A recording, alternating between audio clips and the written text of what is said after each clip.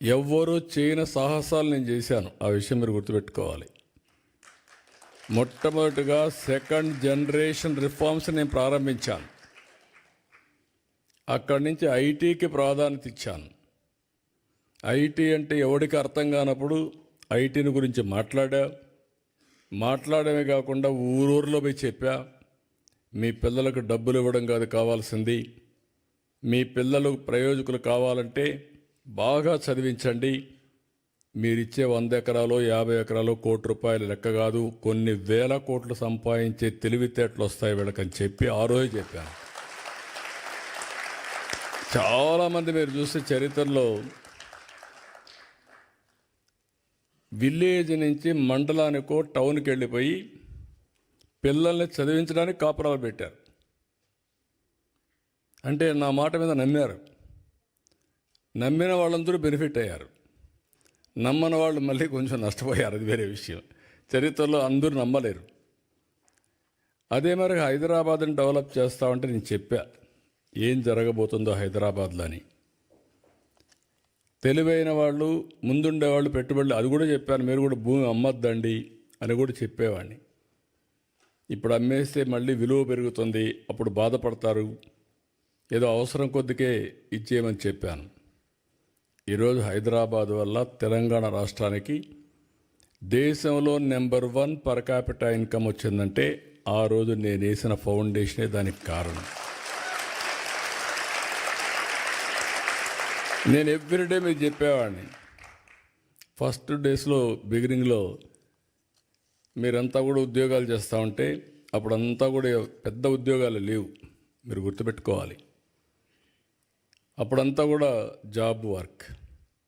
అమెరికాలో డాక్టర్లు day time పనిచేస్తారు, ఆ స్క్రిప్ట్లంతా ఇండియాకి పంపిస్తారు, అవన్నీ టైప్ చేసి మళ్ళీ అప్డేట్ చేస్తే మార్నింగ్ డాక్టర్ వస్తానే అది చూసుకొని నెక్స్ట్ ముందుకు పోతాడు.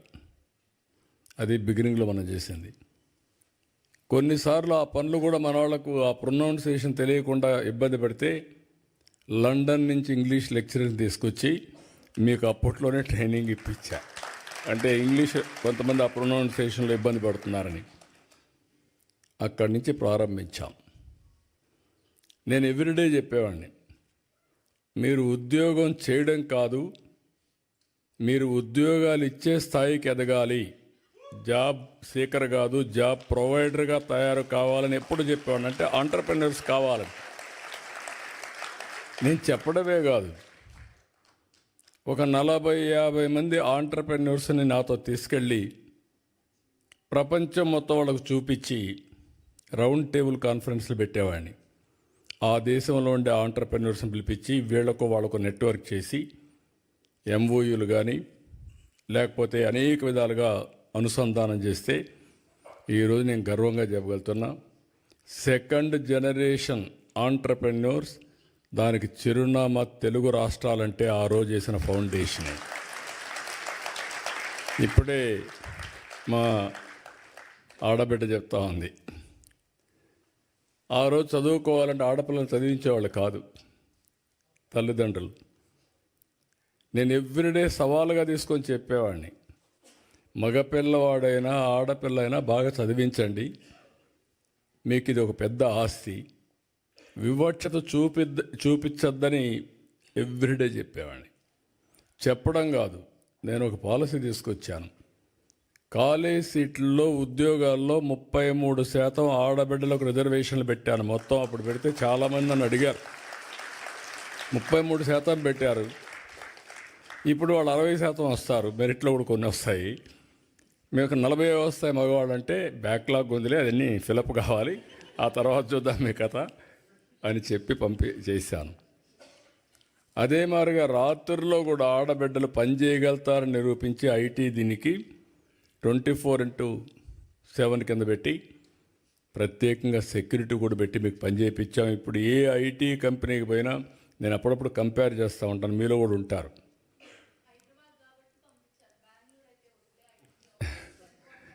అదేమ్మా, ఇప్పుడు మీరు చూస్తే అప్పుడప్పుడు నేను అడుగుతూ ఉంటాను, భర్త భార్య ఇద్దరు ఐటీ ప్రొఫెషనల్స్ ఉంటారు, ఎవరికి ఆదాయం ఎక్కువ వస్తుందంటే ఏమంటారు? మగవాళ్ళు ఏమంటారు? గెస్.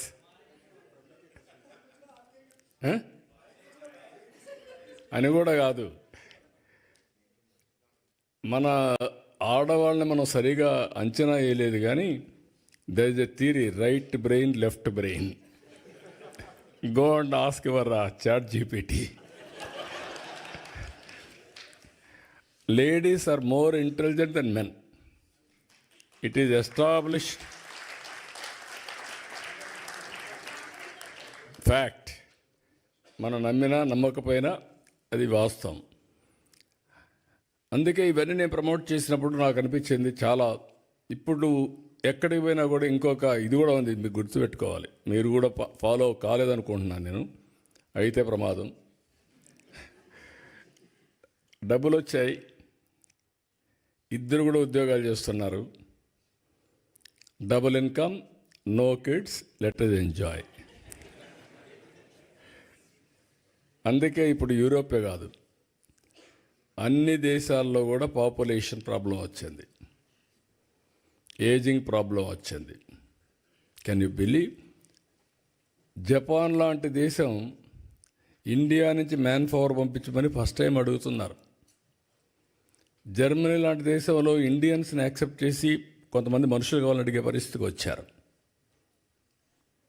అంటే ఏదైతే సరైన సమయంలో నిర్ణయం చేయలేకపోయారో దానివల్ల ఆ దేశాలు ఈరోజు మీరు చూస్తే సంపద సృష్టించారు, టెక్నాలజీ ఉంది, అగ్రదేశాలు. మనుషులు లేకపోతే ఎవరికోసం దీనికి? ఎవరు ఎంజాయ్ చేస్తారు? That is the stage today. India is very fortunate. 2047కి ఇండియా, నాకు ఏం అనుమానం లేదు, ప్రపంచంలోనే నెంబర్ 1 కానీ నెంబర్ 2 కానీ తయారవుతున్నాం. ఒకప్పుడు నేను ఎక్కడికి పోయినా జూయిష్ అని చెప్పేవాడిని. జూయిష్ ఉన్నారు, ఈ ఊర్లో ఒకరు ఉంటారు, లేకపోతే ఇద్దరు ఉంటారు, ఊరంతా వాళ్ళే కంట్రోల్ చేస్తూ ఉంటారు. దానికి కారణం రాజకీయ విరాళాలు ఇస్తారు, లేకుంటే చారిటీ చేస్తారు, అందువల్ల వాళ్ళకి మంచి పేరుంది. మీరు ఎప్పుడైనా ఒక రోజున వాళ్ళని క్రాస్ చేయాలని చెప్పేవాడిని. ఇప్పుడు ఐఎమ్ ప్రౌడ్ టు సే, ప్రపంచం మొత్తం పర్ క్యాపిటా ఇన్కంలో జూయిష్ కంటే ఎక్కువ ఇండియన్స్కి వస్తూ ఉంది. అందులో తెలుగు వాళ్ళు అగ్రస్థానంలో ఉన్నారు. ఇంకా వెల్త్ క్రియేషన్లో ఇంకా ముందుకు పోవాలి, అది కూడా అవుతాం, నాకేం డౌట్ లేదు దాంట్లో. ఎందుకంటే జూయిష్ పాపులేషన్ అంతా